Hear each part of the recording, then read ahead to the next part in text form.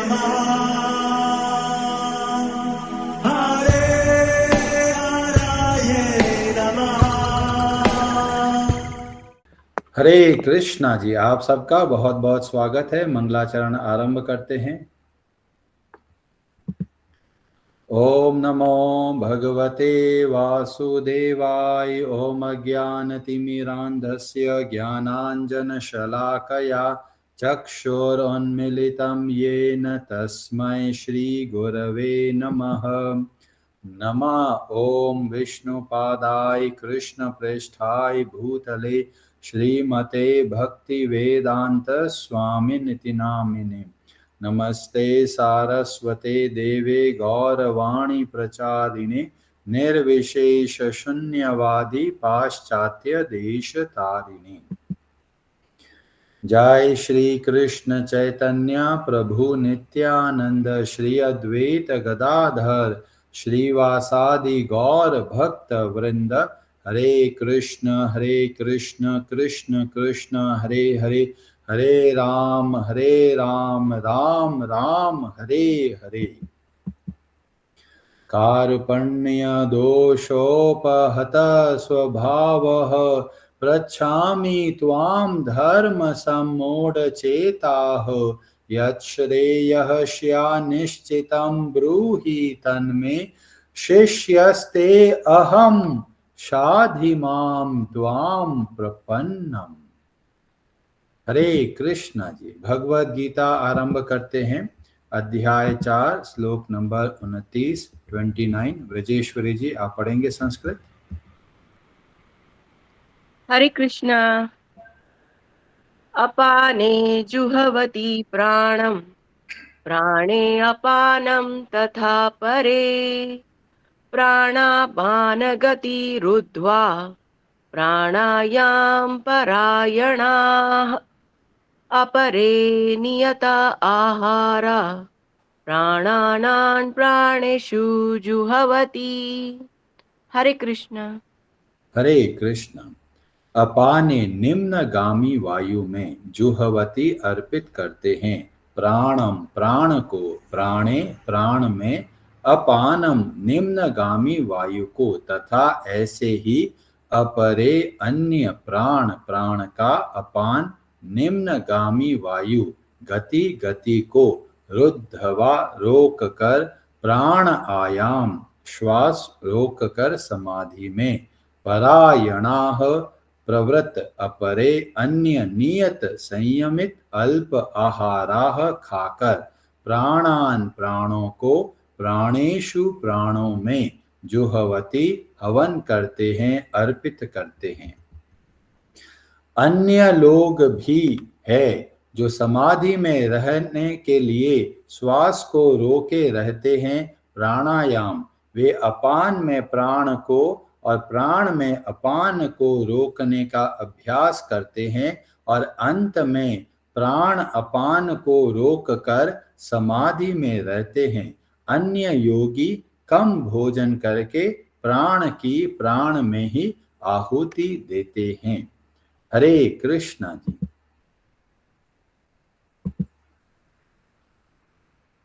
भगवान श्री कृष्ण बहुत दयालु है, उनको हम सब की बहुत चिंता है। आजकल हम देखते हैं हॉस्पिटल खचाखच भरे हुए हैं, लोग तरह तरह की बीमारियों से ग्रसित है। कई लोग बोलते हैं कि प्रभु जी हमारे पास पैसा नहीं है इलाज कराने के लिए। कई लोग बोलते हैं प्रभु जी हम तो बहुत गरीबी में रहते हैं। तो भगवान कभी भी नहीं चाहते कि हम दुखी रहें, इसीलिए भगवान ने सारी की सारी व्यवस्था करी है। पर हम ही है जो अपनी आंखों को बंद कर कर और दुख पा रहे हैं।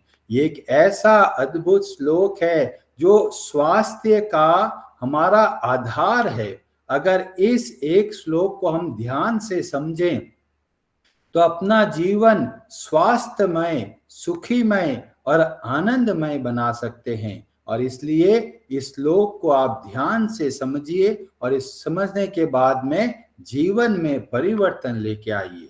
जब पहले पहले इस श्लोक को पढ़ेंगे तो सर चकरा जाएगा, हम लोग सोचेंगे क्या बोल रहे हैं, प्राण में अपान, अपान में प्राण, दोनों को रोक कर ऐसा करो ऐसा करो।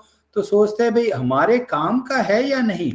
ये बहुत बहुत काम का है। यहाँ पर हमें एक पूरा नींव देखने को मिलती है, फाउंडेशन देखने को मिलती है। किसकी फाउंडेशन देखने को मिलती है? अष्टांग योग के बारे में। और ये अष्टांग योग बहुत ही अद्भुत विज्ञान है जिसके द्वारा हम स्वस्थ रह सकते हैं। तो कई लोग बोलेंगे प्रभु जी हम तो बहुत अच्छे से योग करते हैं, हम तो योगा क्लासेस में भी जाते हैं, पर जो योग क्लास में सीखते हैं वो बहुत थोड़ा है। वास्तव में अष्टांग योग के द्वारा हमारे हृदय में भगवान श्री कृष्ण के प्रति कृतज्ञता बढ़नी चाहिए। अगर वो भगवान श्री कृष्ण के प्रति कृतज्ञता नहीं बढ़ती, इसका मतलब हमने वास्तव में अष्टांग योग जाना ही नहीं है। आजकल बहुत सारे योग गुरु मिलेंगे, वो आसन के बारे में बताएंगे, प्राणायाम के बारे में बताएंगे, पर भगवान की भक्ति के बारे में नहीं बताते। कई लोग सोचते हैं हम तो सेकुलर हैं, हम भगवान कृष्ण के बारे में कैसे बोल सकते हैं, इसलिए हम तो केवल आसन बताएंगे और केवल प्राणायाम बताएंगे। जो लोग ऐसा सोचते हैं वास्तव में उनके हृदय में कृतज्ञता नहीं है। ये अद्भुत विज्ञान हमको किसने दिया है? जो लोग गुरु बन गए हैं, कहते भी ये तो योग गुरु है, उनको ऊपर बहुत दायित्व है। ये ऐसे लोग होने चाहिए जो भगवान श्री कृष्ण के प्रति अपार कृतज्ञता होनी चाहिए। क्यों? जितना हम अष्टांग योग के हिसाब से जीवन को चलाते हैं उतना हम स्वस्थ बनते चले जाते हैं। जब हम देखते हैं इतनी बड़ी बड़ी बीमारियां अष्टांग योग के द्वारा सही हो जाती है, तो हमारे हृदय में कृतज्ञता का भाव आना चाहिए कि हम बच गए। तो किनके प्रति कृतज्ञता का भाव होना चाहिए?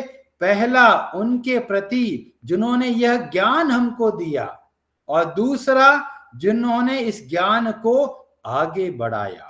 तो ये अष्टांग योग हमको कहां से मिलता है? ये हमारे पुराण में मिलता है, हमारे उपनिषद में मिलता है, जो कि वेदों का हिस्सा है। और वेद कहां से प्रकट हुए?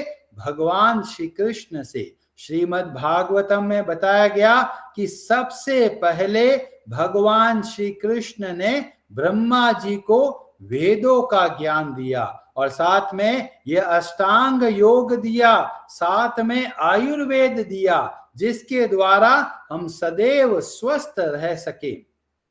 तो पहला हमारी कृतज्ञता होनी चाहिए भगवान श्री कृष्ण के प्रति, और दूसरी कृतज्ञता उन लोगों के प्रति होनी चाहिए जिन्होंने हमको अष्टांग योग सही तरीके से सिखाया।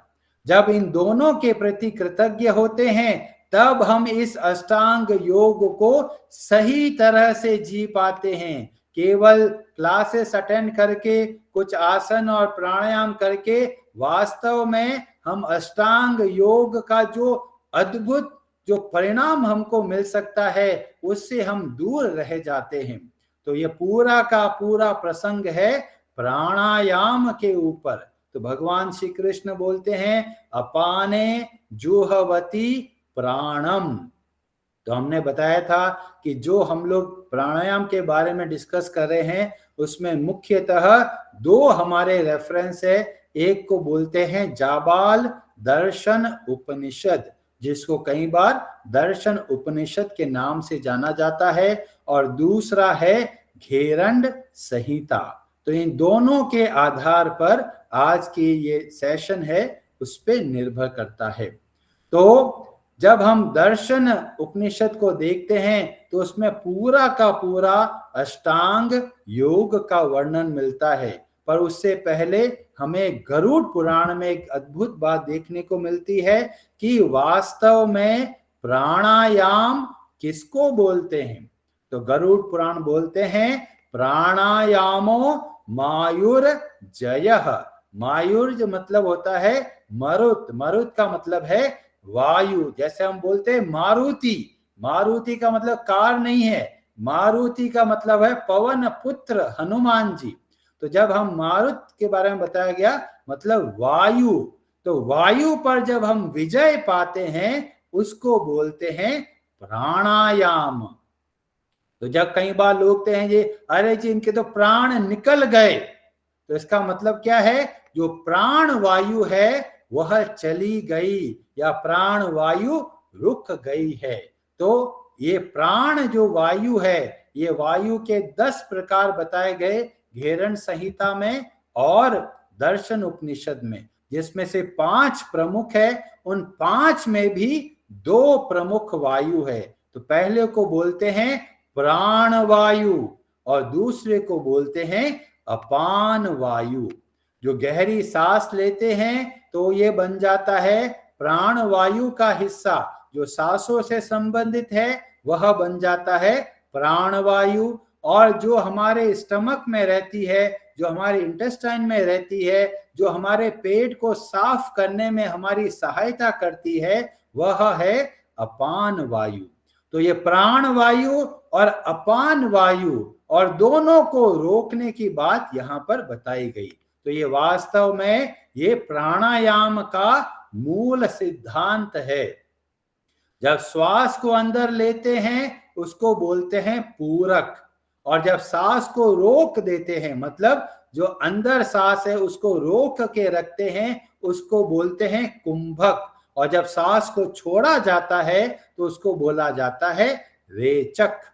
तो यही बात यहां पर हमको देखने को मिलती है, एक गहरी सांस को लेना, एक गहरी सांस को छोड़ना और सांस को बीच में ही रोक कर रखना।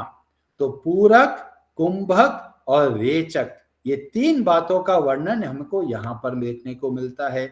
अभी इसको समझने के लिए थोड़ा और हम अष्टांग योग के बारे में समझते हैं, क्योंकि अभी हमको पता चला प्राणों के बारे में पता चल गया, वायु के बारे में पता चल गया।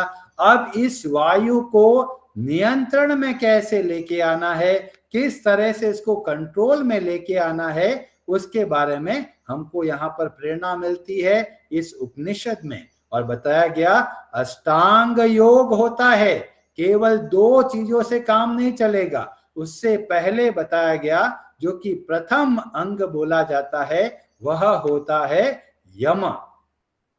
यम का मतलब यमराज नहीं है, यहां पर यम का मतलब है कुछ नियमों का हमको पालन करना है। और यम के अंतर्गत आता है अहिंसा, किसी को भी कष्ट नहीं देना, दूसरी भलाई के लिए कार्य करना। दूसरा बोला गया सत्य, सदैव सत्य वचनों का पालन करना है। तीसरा बोला गया अस्तेय, अस्तेय का मतलब है कभी भी चोरी नहीं करना है। कई लोग भगवान की संपत्ति को अपना मानकर बैठे हैं, सोचते जी मेरी संपत्ति है मैं चाहे वैसा करूंगा, तो ये सब लोग चोर कहलाते हैं। कई लोग बोलते हैं मेरे अंदर तो बहुत टैलेंट है, पर ये टैलेंट किससे मिला है, ये भगवान से मिला है। तो जब हम अपना टैलेंट का सही सदुपयोग करते हैं, भगवान के प्रति कृतज्ञ होते हैं, तो सही तरीके से जीवन चलाते हैं, नहीं तो हम लोग चोर कहलाएंगे। क्यों? भगवान के दिए हुए चीजों को अपना लेकर बैठ गए। जैसे चोर क्या करता है, दूसरे के घर में चीजें चुराता है और उसका उपभोग करने लग जाता है। किसी के घर से पैसा चुराया और पैसों से वो मजा करने लग जाता है, तो व्यक्ति चोर कहलाता है। ऐसे ही अगर हम भगवान श्री कृष्ण के प्रति कृतज्ञता नहीं रखते तो हम वास्तव में चोर कहलाते हैं, क्योंकि भगवान की संपत्ति है, भगवान के दिए हुए गिफ्ट को अपना समझकर बैठ गए और उपभोग करने लग गए। फिर बताया गया ब्रह्मचर्य, हमारा जो आचरण है वो ब्रह्म के समान होना चाहिए। ब्रह्म का मतलब भगवान श्री कृष्ण। तो कैसे आचरण होना चाहिए? सेवा के भाव से, दूसरे की भलाई के लिए और कृतज्ञता के भाव से जब कार्य करते हैं तो उसको बोला गया ब्रह्मचर्य। फिर बोला गया अपरिग्रह। अपरिग्रह का मतलब ये सोच के ध्यान से रखना है कि कुछ भी मेरा नहीं है। परिग्रह का मतलब खींच के रखना, सब मेरा है। और जब अ लगा दिया जाता है तो उसको बोला जाता है अपरिग्रह। तो अगर हम अपने आप को बोलते हैं कि हम तो अष्टांग योग का पालन करते हैं, या फिर बोलते हैं हम तो हठ योग का पालन करते हैं, या फिर बोलते हैं हम तो योगा जाते हैं, तब समझिए सबसे पहले इन यम के नियमों का पालन करना है। अगर हम पालन नहीं करते तो अभी योग से बहुत दूर है। तो यह हुआ पहला अंक, और जो वर्णन है वो हम आगे की क्लास में बताएंगे। हरे कृष्णा जी, आप सबका बहुत बहुत धन्यवाद। आप में से किसी का कोई प्रश्न हो तो आप अपना हाथ खड़ा कर सकते हैं। आज की कथा से आपको क्या शिक्षा मिली आप हमें बता सकते हैं। श्यामल प्रभु जी, आप कुछ कहना चाहते हैं? हरे कृष्णा प्रभु जी, दंडवत प्रणाम। प्रभु जी बहुत अच्छा आपने बताया, और ये गीता पढ़ने के बाद में ही पता चला प्रभु जी कि योग का मतलब एक्चुअली में भगवान से जुड़ना होता है, या हम जो भी प्रक्रिया कर रहे हैं उससे भगवान से जुड़ पाए। नहीं तो इससे पहले ऐसे ही लगता था कि जो हम शारीरिक क्रिया करते हैं वही योग होती है। तो प्रभु जी एक तो ये बहुत ज्ञान में वर्धन हुआ। प्रभु जी दूसरा ये पूछना था, आप जो जबाली उपनिषद बोल रहे हैं प्रभु जी, ये जो जबाली ऋषि राम जी के समय थे, ये उनका ही लिखा हुआ है या ये अलग है प्रभु जी? ये एक चीज पूछनी थी। हरे कृष्ण। जाबाल दर्शन उपनिषद मुख्यतः जैसे ऋषि के बीच में डिस्कशन होता है, पर जाबाल के जो दर्शन उपनिषद है उसमें जो डिस्कशन चलता है वह डिस्कशन चलता है भगवान श्री कृष्ण के अवतार दत्तात्रेय, और दत्तात्रेय ये सब योग का वर्णन करते हैं। पर इसलिए कई बार कंफ्यूजन होता है कि इसको जाबाल दर्शन बोलना चाहिए या फिर दर्शन उपनिषद बोलना चाहिए, क्योंकि इसमें जाबाल शब्द का केवल नाम दिया गया, पर पूरा डिस्कशन चलता है दत्तात्रेय और उनके शिष्य होते हैं सांकृत्य, उनके बीच में चलता है। हरे कृष्ण। हरे कृष्ण प्रभु जी, दंडवत प्रणाम। थैंक यू प्रभु जी। तो आप इस पूरे योग की जो सीरीज चलेगी 4-5 दिन, आप बहुत ध्यान से समझिए और अष्टांग योग का पूरा पूरा लाभ उठाइए, जिससे आप सदैव स्वस्थ रहेंगे। हरे हरे नमः।